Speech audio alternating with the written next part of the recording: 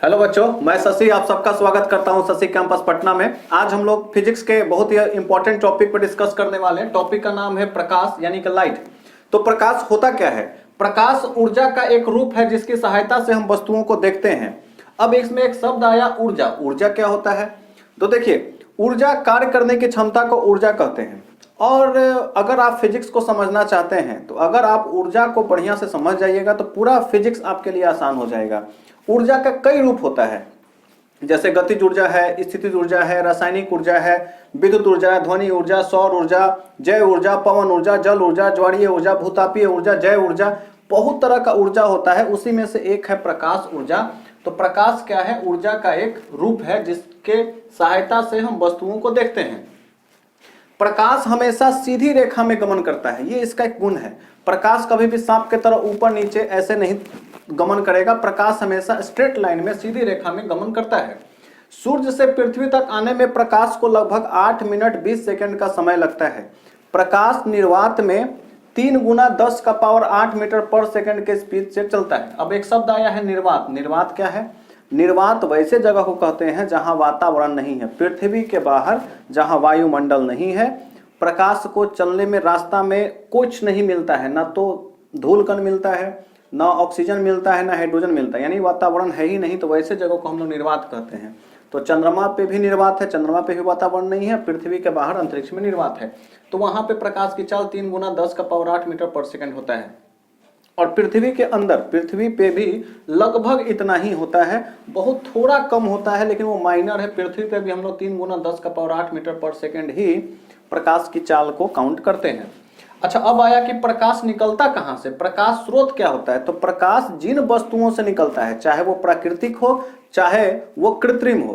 प्राकृतिक जैसे सूर्य हो गया, तो सूर्य से प्रकाश निकलता है, तारा से प्रकाश निकलता है। तो सूर्य तारा प्राकृतिक प्रकाश स्रोत है।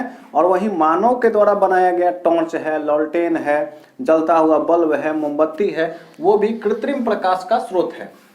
वही मैंने यहाँ लिखा है। अब कुछ ऐसी वस्तुएं होती हैं जो प्रकाश उत्सर्जित करती हैं, खुद प्रकाश निकालती हैं, उनको प्रदीप्त वस्तुएं कहते हैं। वे वस्तुएं जो प्रकाश अपना उत्सर्जित करती हैं प्रदीप्त कहलाती हैं। जैसे सूर्य है, जलता हुआ बल्ब है, जलता हुआ मोमबत्ती है। आप एक बात याद रखिएगा, जब भी आप फिजिक्स में आप लिख रहे हैं चीजों को, तो आप मोमबत्ती नहीं लिखिएगा, जलता हुआ मोमबत्ती लिखिएगा। ठीक है, प्रदीप्त वस्तुओं में बहुत विद्यार्थी मोमबत्ती लिख देता है, जलता हुआ मोमबत्ती लिखिए, या जलता हुआ बल्ब या बिजली का बल्ब लिखिए तो आपका सही होगा। अप्रदीप्त वस्तुएं किसे कहते हैं? देखिए यहाँ अ लग गया है। अ माने वैसी वस्तुएं जो प्रकाश उत्सर्जित नहीं करेंगी, तो अ माने हो जाता है नहीं। प्रदीप्त में करेगा प्रकाश उत्सर्जित, अ लग गया, अ में प्रकाश उत्सर्जित नहीं करेगा। जैसे टेबुल है, बेंच है, मार्कर है, किताब है, कॉपी है, पंखा है, दीवार है, पत्थर है, लोहा है, जो प्रकाश उत्सर्जित नहीं करेगा। ढेरों सारे एग्जाम्पल है।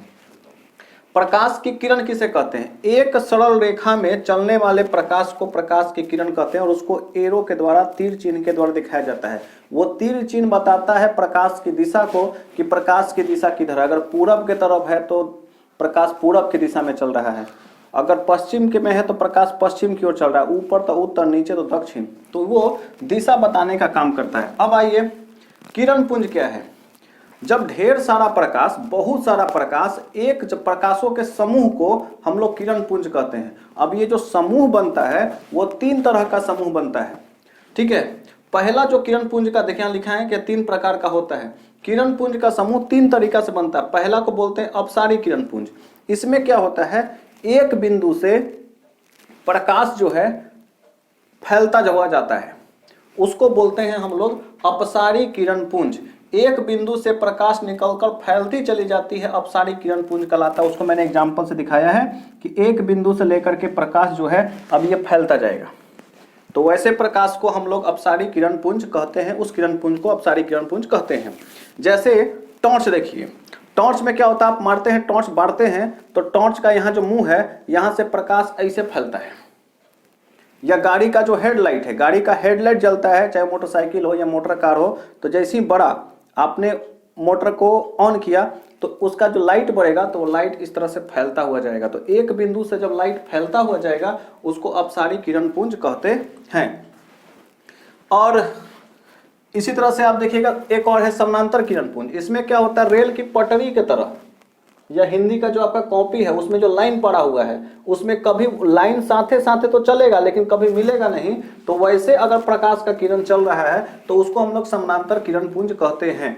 जैसे ऐसा कौन होता है, सूर्य का प्रकाश, सूर्य का प्रकाश आता है तो वो समानांतर आता है, सीधा, कभी काटते हुए एक दूसरे को नहीं आता है। प्रकाश का किरण एक दूसरे के समानांतर आता है, कभी एक दूसरे को नहीं काटता है। तारों से आता हुआ प्रकाश या सूर्य से आता हुआ प्रकाश इसका एग्जाम्पल है। अभिसारी किरण पुंज क्या है, अभिसारी किरण पुंज में समझिएगा, दूर से प्रकाश एक बिंदु तक आता है, यानी फैलता हुआ प्रकाश एक बिंदु पे आके केंद्रित हो जाता है, उसको अभिसारी किरण पुंज कहता है। उसका डिफिनेशन मैंने लिखा है, इसमें प्रकाश की किरणें एक बिंदु पर आकर के मिलती है, अभिसारी किरण पुंज कहलाता है। जैसे एग्जांपल क्या है, अगर आप दो प्रिज्म से निकलता हुआ प्रकाश, दो प्रिज्म को रख दीजिएगा तो उसमें प्रकाश जो होगा वो अभिसारी किरण पुंज होगा। जैसे अगर आप प्रिज्म जानते होंगे या पढ़े होंगे तो प्रिज्म से जब प्रकाश निकलता है तो यहां से 7 प्रकाश निकलता है, 7 प्रकाश निकल गया। अब यहीं पर एक और अगर आप प्रिज्म लगा देते हैं, अगर यहां पे एक और प्रिज्म आप लगा दिए और उल्टा लगा दीजिए तो अब जो प्रकाश निकलेगा वो सिंगल निकलेगा। तो क्या हुआ कि यहां पे प्रकाश जो आया, 7 गो प्रकाश आया इस किरण प्रिज्म में और एक प्रकाश निकला। तो हो तो गया कि ढेर सारा 7 गो आया, एक बिंदु पे मिल गया। तो इधर से प्रकाश 7 गो आया, एक बिंदु पे निकल गया, तो दो प्रिज्मों से निकलता हुआ जो प्रकाश होगा वो अभिसारी किरण पुंज का एग्जाम्पल है। अब देखिए फिजिक्स में काफी महत्वपूर्ण टॉपिक है जो 2 नंबर का प्रश्न आता है, विद्यार्थियों से अक्सर ये पूछा जाता है नोट्स में भी, कि पारदर्शी पदार्थ किसे कहते हैं। यहां ध्यान दीजिएगा, पदार्थ से है। लोग सोचता है कि प्रकाश आर पार हो गया, पदार्थ मतलब वे पदार्थ जिनसे प्रकाश आर पार चला जाता है, तो उन पदार्थों को हम लोग पारदर्शी पदार्थ कहते हैं। जैसे पानी है, एक गिलास पानी ले लीजिए, उसमें एक सिक्का डालिए, आपको सिक्का लौकेगा। इसका मतलब क्या हुआ, दिखने के लिए प्रकाश आर पार जाना चाहिए, तो पानी में प्रकाश आर पार जाता है। हम लोग हवा में प्रकाश आर पार जाता है, इसी वजह से हम किसी भी वस्तु को देखते हैं, हम किसी इंसान को देख रहे हैं, इसका मतलब है कि उस इंसान में और हमारे बीच में हवा एक पारदर्शी पदार्थ का काम करता है जिससे प्रकाश आर पार जा सकता है। तो वैसा पदार्थ जिससे प्रकाश आसानी से आर पार होकर जा सकता है, तो ऐसे पदार्थ को पारदर्शी पदार्थ करते हैं। जैसे वायु है, जल है, कांच है। कांच कहिएगा, कांच कैसे, आपके घर में खिड़की है और खिड़की में जो लगा होता है वो कांच है ताकि सूरज का प्रकाश आपके घर में आ सके। अपारदर्शी पदार्थ क्या है, वे पदार्थ जो अपने से होकर के प्रकाश को जाने नहीं देते हैं, गुजरने नहीं देते हैं, तो वैसे पदार्थों को हम लोग अपारदर्शी पदार्थ करते हैं। जैसे कि टेबल है, कुर्सी है, दीवार है, पत्थर है, लोहा है, कपड़ा है, खुद इंसान है। इंसान के पीछे चीज आपको नहीं जाएगा क्योंकि प्रकाश जो है आर पार करके नहीं जाता है, तो वैसे पदार्थ को हम लोग अपारदर्शी पदार्थ कहते हैं। चलिए एक और है परभासी पदार्थ। कि परभासी पदार्थ क्या है, तो परभासी पदार्थ वैसे पदार्थ को कहते हैं जो अपने से होकर के प्रकाश का बहुत छोटा सा अंश अपने से होकर के जाने देते हैं, वैसे पदार्थ को हम लोग परभासी पदार्थ कहते हैं। इसका मतलब कि वैसा पदार्थ होगा जिससे कुछ प्रकाश अंदर जाएगा और कुछ नहीं जाएगा, तो वैसे पदार्थ को हम लोग परभासी पदार्थ कहते हैं। जैसे तेल लगा हुआ कागज, अगर कोई कागज आप ले लिए उसमें तेल लगा हुआ है, उसको ऐसे प्रकाश से देखिएगा तो उधर सामने आपको कुछ दिखेगा, कुछ नहीं दिखेगा। उसी तरह से घिसा हुआ कांच है, एगो शीशा का कांच ले लीजिए, कांच को धर के रगड़ दीजिएगा तो वो स्क्रैच हो जाएगा। उससे जब प्रकाश जाएगा उसको से आप जब शीशा से आप देखिएगा तो कुछ चीज आपको बाहर दिखेगा, धुंधला दिखेगा, कुछ दिखेगा, यानी कि प्रकाश उसमें से कुछ जा रहा है, कुछ नहीं जा रहा है। उसी तरह से एक और एग्जांपल, अभी ठंडा का मौसम, तो ठंडा के मौसम में आप देखिएगा कि जब कुहा होता है, कुहासा, तो आप जब उसमें घुसते हैं, देखते हैं तो लगता है कि दूर तक कुछ लौक नहीं रहा है, लेकिन जैसे ही आप उसके पास जाते हैं आपको दिखने लगता है, यानी कि कुछ दिखता है, कुछ नहीं दिखता है। उसी तरह से अंतरिक्ष में ऊपर चल जाइएगा, बादल के ऊपर, तो बादल के ऊपर से देखिएगा तो कुछ लौकेगा, कुछ नहीं लौकेगा, तो बादल भी परभासी का उदाहरण है। उसी की तरह से धुआं, कुहासा, रक्त, बादल, ये सब परभासी का उदाहरण है। चलिए, आपको ये जानकारी अच्छा लगा होगा तो आप इसका एक स्क्रीनशॉट ले लीजिए, उसके बाद हम लोग अभी प्रकाश के परावर्तन के बारे में पढ़ेंगे। तो पहले आप एक स्क्रीनशॉट ले लीजिए।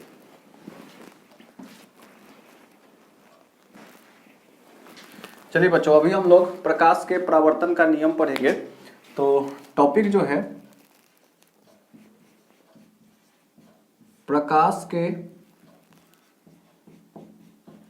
परावर्तन का नियम काफी महत्वपूर्ण टॉपिक है और ये प्रश्न जो है परीक्षा में कई बार पूछा है और काफी वेरी इंपॉर्टेंट प्रश्न है ये, प्रकाश के परावर्तन का नियम। अब देखिएगा क्या है प्रकाश के परावर्तन में, आप समझिएगा। ये मानिए एक सतह है, सतह को रंग दिया गया है, ये रंग दिया गया है। आप समझने के लिए ऐसे समझिए ये धरती है, ठीक है, और यहां पर सूर्य है, ये सूर्य है। सूर्य का प्रकाश जो है यहां से पड़ा, सूर्य का किरण इस तरह से आया, एक बिंदु पे आया, तो सूर्य का प्रकाश जो आता है इसको बोलते हैं आपतित किरण। आपतित किरण जिस बिंदु पे पड़ा, अब यहां से टकरा करके वापस लौट जाएगा, क्या हो जाएगा, वापस परावर्तित हो जाएगा। सूर्य प्रकाश से आती हुई किरण को बोलेंगे आपतित किरण और परावर्तित हुई किरण को बोलेंगे परावर्तित किरण। परावर्तित किरण, देखिए जिस बिंदु पर ये आपतित किरण आएगा उसको बोलेंगे आपतन बिंदु।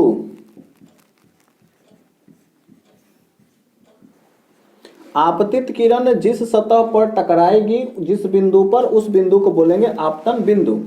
आपतन बिंदु पर डाला गया लंब, ये जो आपतन बिंदु है इस पे एक हम लंब डाल देते हैं, इसका नाम है अभिलंब। क्या क्या किए फिर से एक बार देख लीजिए। प्रकाश, सूर्य के प्रकाश से आती हुई किरण, यानी किसी भी प्रकाश से, सूर्य की जगह आप टॉर्च भी रख सकते हैं, मोमबत्ती भी रख सकते हैं, लालटेन भी रख सकते हैं, किसी भी प्रकाश से आने वाली किरण को आपतित किरण कहते हैं। सतह से टकरा करके वापस जाने वाली किरण को परावर्तित किरण कहते हैं। और इन दोनों के ऊपर अभिलंब, एक लंब ऊपर से खींचा जाता है एक बिंदु पे, उस बिंदु को बोलते हैं आपतन बिंदु। ठीक, अब देखिएगा आपतित किरण और अभिलंब के बीच में एक कोण बन रहा है, यहां ये वाला कोण, इसको बोलेंगे आपतन कोण। आपतन कोण किसको बोलेंगे, आपतित किरण और अभिलंब के बीच बना हुआ जो कोण है आपतन कोण। आपतित किरण है, इससे सटलता के साथ कोण बनेगा, उसको बोलेंगे आपतन कोण। ये जो परावर्तित किरण और अभिलंब के बीच में भी देखिए यहां से यहां तक वो कोण बनेगा, तो परावर्तित किरण के साथ कोण बनेगा तो इसको बोलेंगे परावर्तन कोण। अगर इतना बात आपको समझ में आ गया तो अब हम लोग नियम लिखेंगे, बस हो गया नियम। नियम कुछ नहीं करना है, जैसे प्रकाश के परावर्तन के नियम का दो नियम है। पहला नियम कि आपतित किरण, परावर्तित किरण तथा अभिलंब तीनों एक ही तल में होता है, ये इसका पहला नियम है। तो हम लिख देंगे आपतित किरण, परावर्तित किरण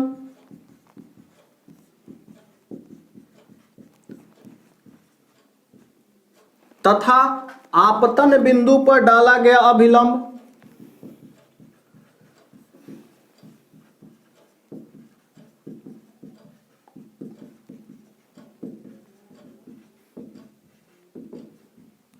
अभिलंब तीनों एक ही तल में होता है।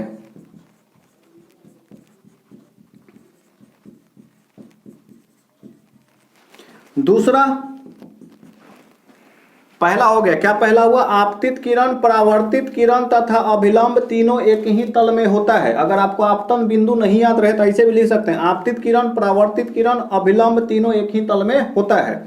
दूसरा, ये आपतन कोण परावर्तन कोण के बराबर होता है। अगर ये मान लीजिए कि ई वाला, अगर ऊपरे वाला ये 30 डिग्री है तो ये भी 30 डिग्री होगा, अगर ये 50 है तो ये भी 50 डिग्री होगा, ये 22.5 डिग्री है तो ये भी 22.5 डिग्री होगा, अगर 60 डिग्री है तो ये भी 60 डिग्री होगा। यानी आपतन कोण परावर्तन कोण के बराबर होता है। बस इसी चीज को लिख दीजिएगा, आपका कंप्लीट हो जाएगा।